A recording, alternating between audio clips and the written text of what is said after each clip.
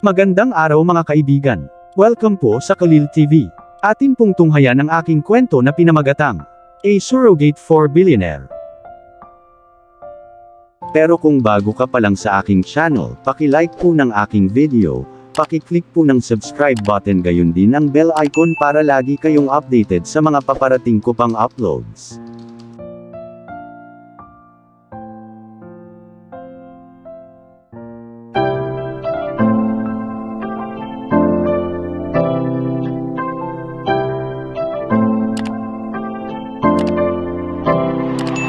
Kalil TV Part 10. Isang linggo na ang lumipas at bukas ay kaarawan na ni Gabriel. Gustong mag-party ni Lola pero ayaw ni Gabriel. Nagtatanong lang siya kung pwede ba siyang mag-birthday kasama si mommy niya. Gulong-gulo lang ako dahil hindi ko pa siya mahanap. Nasasaktan ako sa tuwing tinatanong siya ni Gabriel. Saan siya nagpunta? Wala sa apartment niya at kahit saan. Paano ko siya hahanapin bago magbukas? Tapos narinig kong nagri-ring yung phone ko. Magsalita ka, sinagot ko ang tawag at sabi ko kay Kent habang tumatawa. Nahanap ko na si Tita Jade, sabi niya nang mabilis akong tumayo sa upuan ko at kinuha ang coat ko para umalis. Nasaan siya? Tanong ko sa kanya habang papalabas ng office. Andoon siya sa basement ng aking bahay. Pagkasabi ni Kent ay binabo ko na ang tawag. At pina-under ko na ang kotse ko papunta sa bahay niya at nakita kong naghihintay na sa akin si Kent. Natatakot siya sa'yo. Siguradong alam niya ang nangyari noon. At umalis ako kasama si Kent at pumunta sa basement at nakita ko si Tita Jade na nakatali sa upuan. Young Master, kinausap niya ako nang makita niya ako. Pumunta ako sa harap niya at umupo sa sofa habang si Kent naman ay umupo sa tabi ko. It's been a 4 years Tita Jade, sarkastikong wika ko at namutla ang mukha niya. Siya ay naging matanda na. Hindi ko siya kayang saktan dahil matanda na siya at inalagaan niya ako noong bata pa ako. Tita Jade, inaalagaan mo ako noong bata ako para hindi kita saktan. Pakisabi na lang sa akin kung ano ang nangyari 4 years ago. Pasimpleng tanong ko sa kanya habang basa ang mga mata niya. Sabihin mo. Tanong ko ulit sa kanya habang umiiling. Hindi ko kaya, Young Master, pasensya na. Papatayin ako ng lola mo. Sabi niya habang umiiyak. Ha, Lola, okay, may apo ka diba? Tanong sa kanya habang binibigyan ako ng sigarilyo ni Kent. Sinindihan ko ito at huminga at pinagmasdan siya habang umiiling-iling na hindi makapaniwala sa kanyang mga mata. Sasabihin ko Young Master, pero pasensya na. Ginawa ko lang ang pinapagawa sa akin ng lola mo, sabi niya habang humihikbi. Magsalita ka. Isinandal ko ang likod ko sa sofa at tumingala sa kisame. Humithit ulit ako ng sigarilyo at sa hindi malamang dahilan ay natakot ako.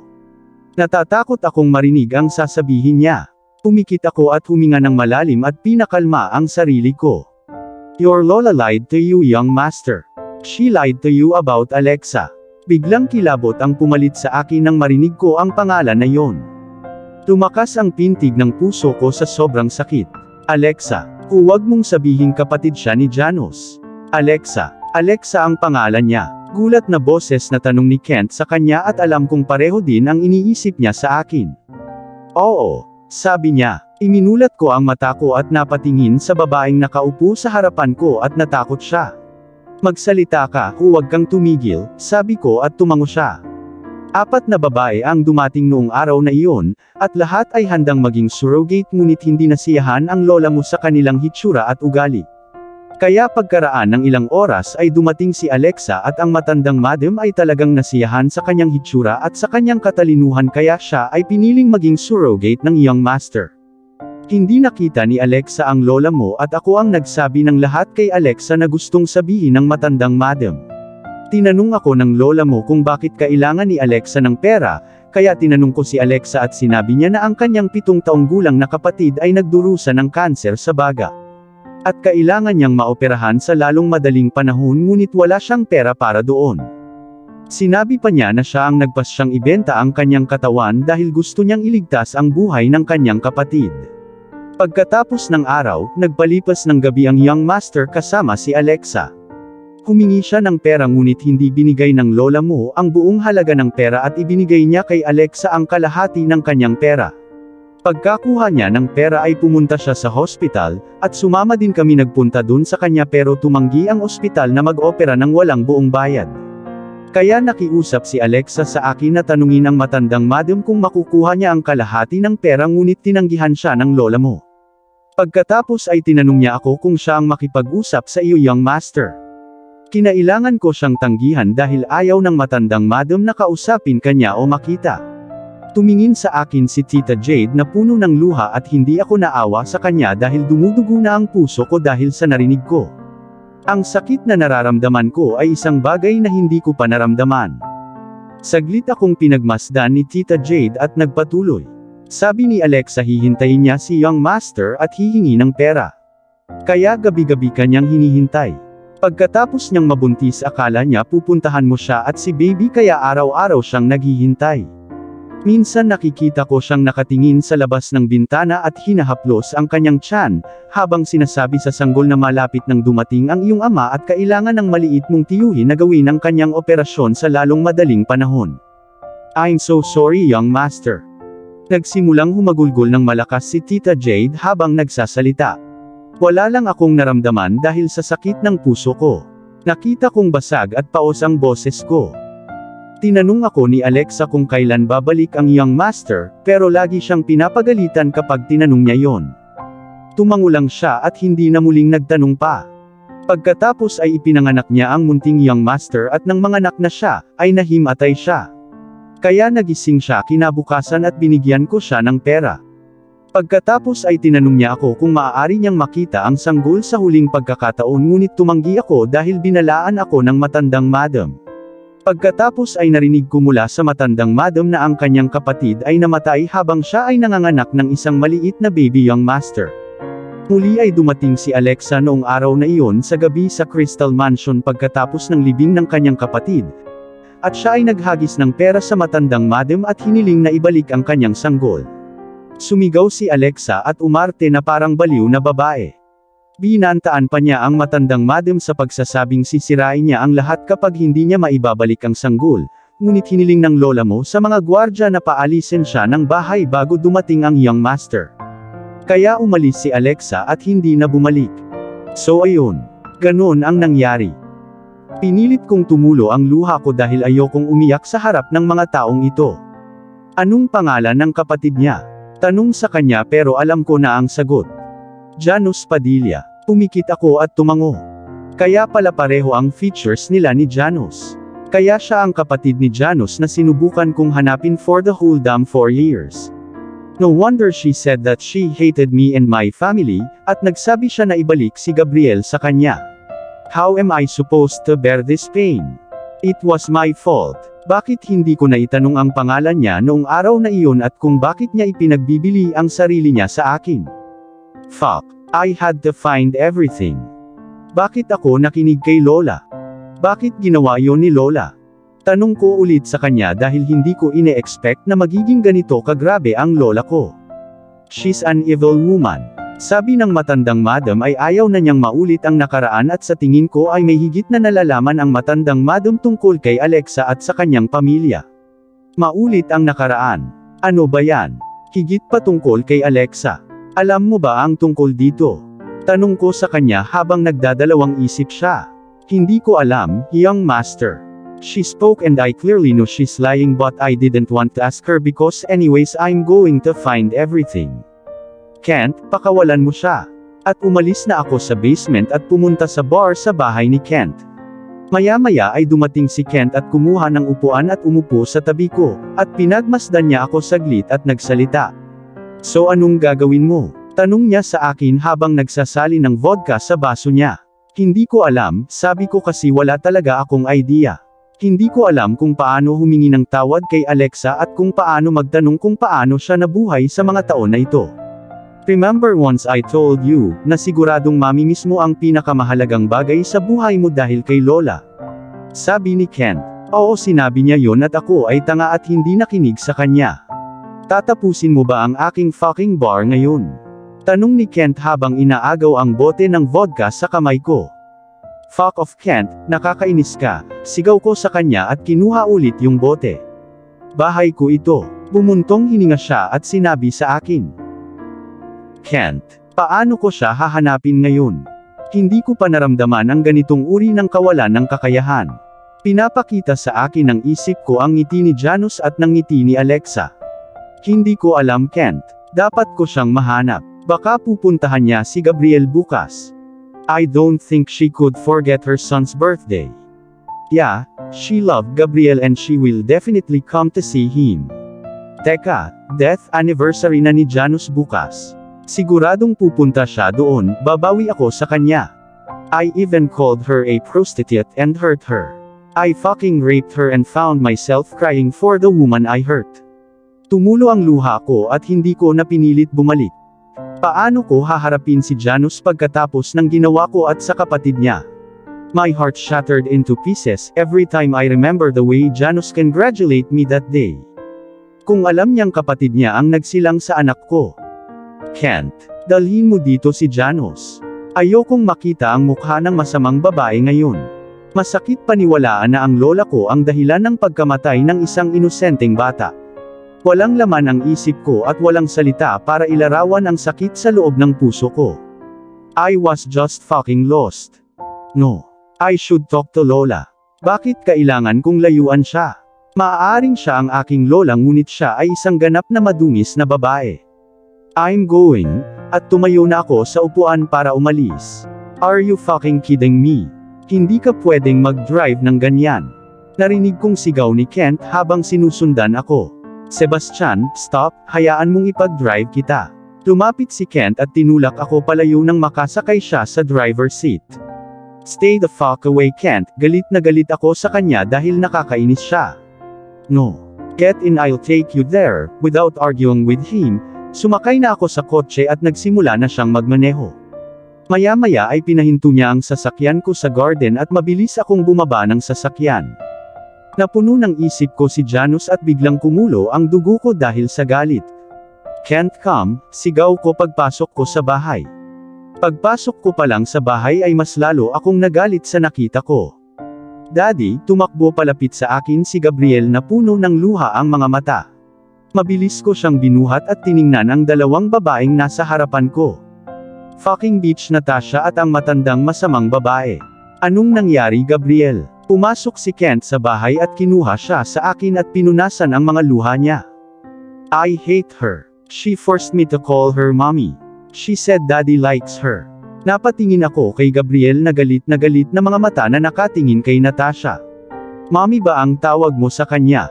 Tanong ko kay Gabriel habang umiiling.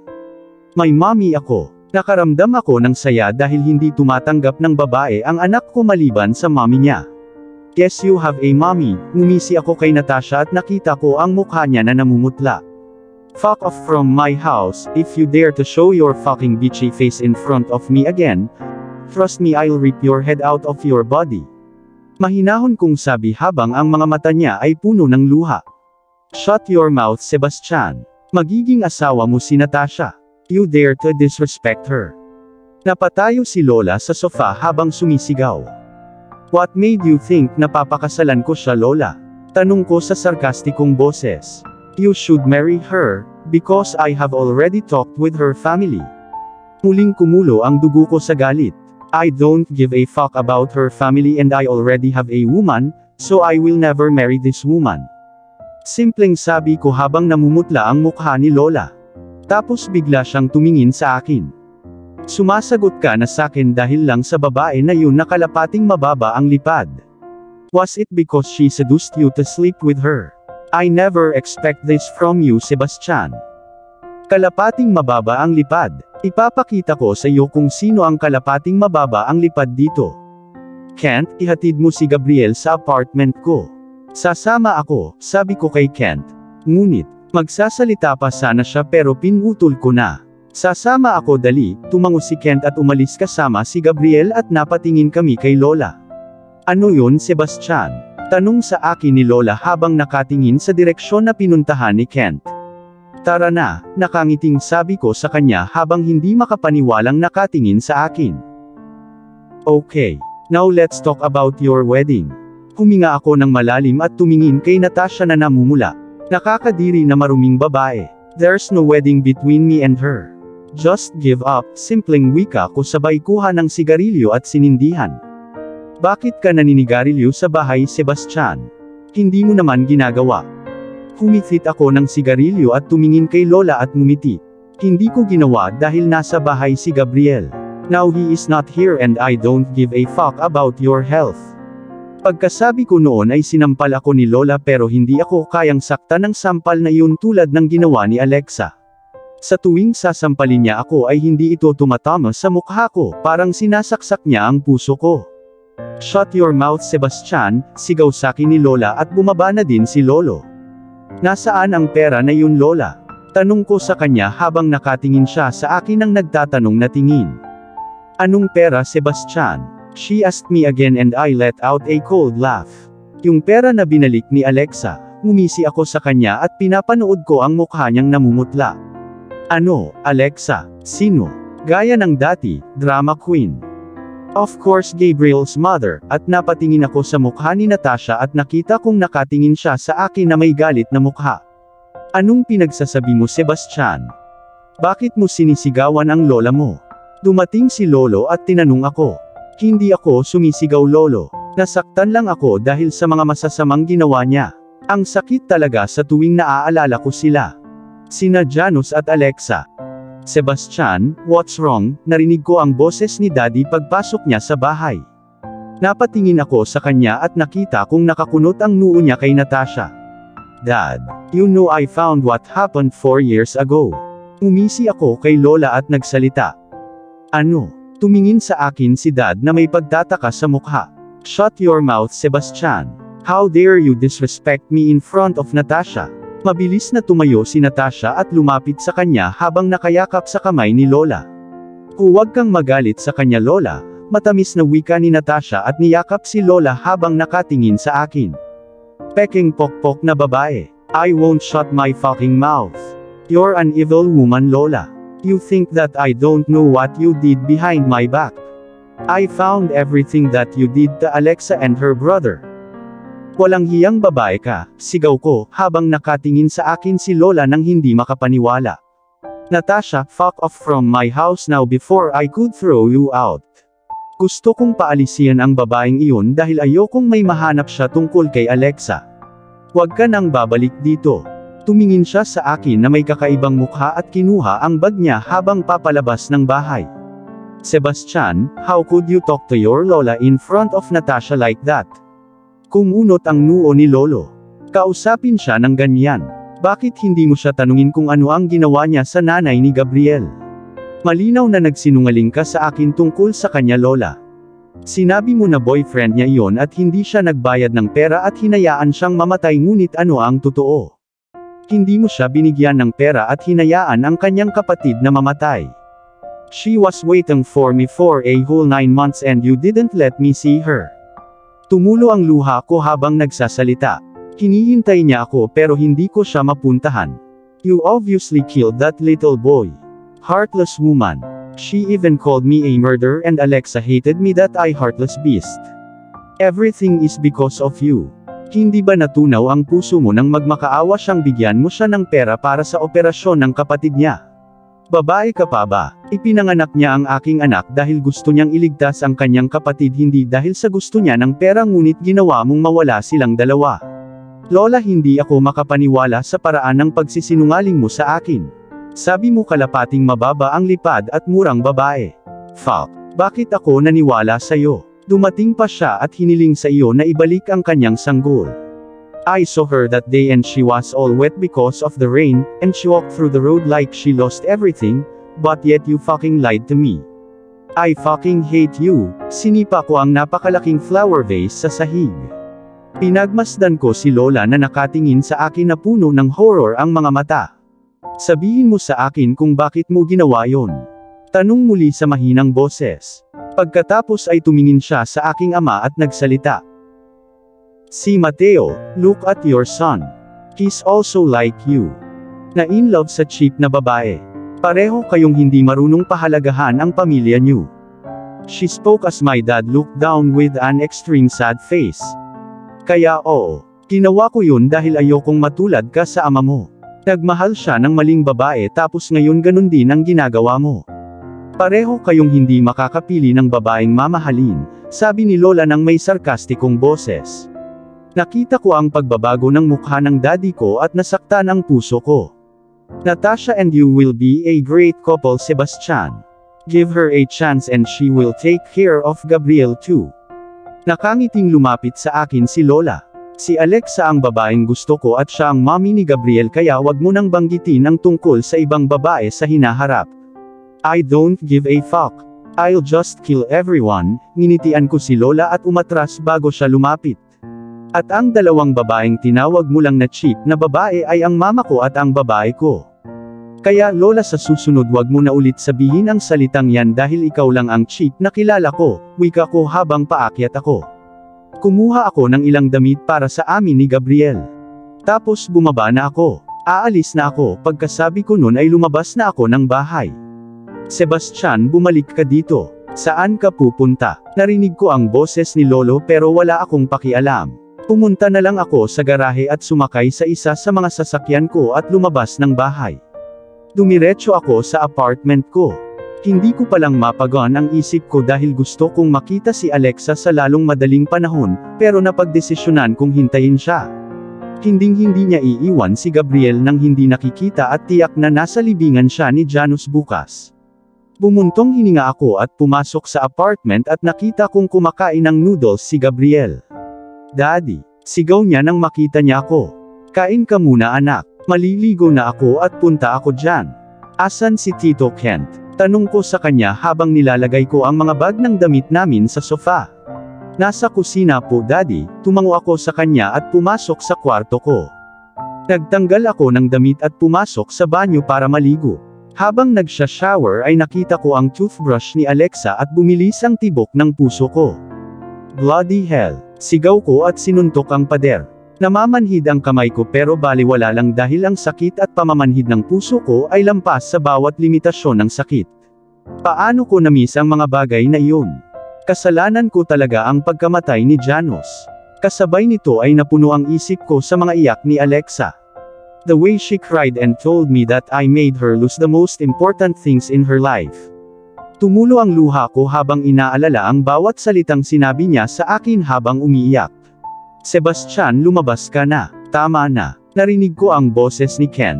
Shit, bakit hindi pwede kalimutan ang kanilang mga mukha? Lalo na si Janus. Ang kanyang ngiti, nailigtas ko sana siya. Pinatay ko ang shower at kumuha ng towel para punasan ang katawan ko saka ako lumabas ng banyo habang naka-bathrobe. Daddy, inaantok na po ako, lumapit si Gabriel at niyakap ang binti ko. Kitang-kita ko na naiinis siya dahil sa mga nangyari. Bumuntong hininga ako at binuhat siya. Let daddy wash you, hindi ko man lang siya malinisan o maalagaan dahil sa mga kalokohang ito. Ako ang naglinis sa kanya. Let him sleep now, wika ni Kent habang nakatingin kay Gabriel. Tinanguan ko siya at pinatulog. Hinintay kong makatulog si Gabriel at saka lumabas ng kwarto niya. Fuck. Ang sakit ng ulo ko.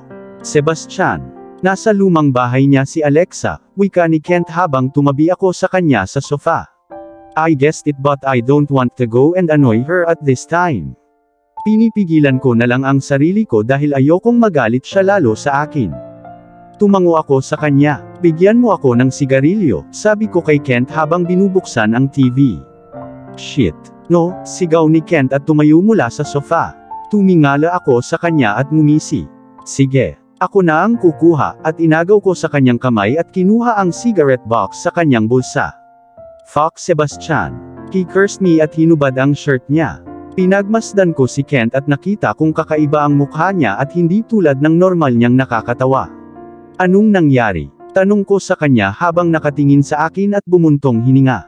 Wala lang, umiling siya at nagsindi ng sigarilyo at inilagay sa pagitan ng labi niya. Kumuha ako ng sigarilyo at muling nagsalita.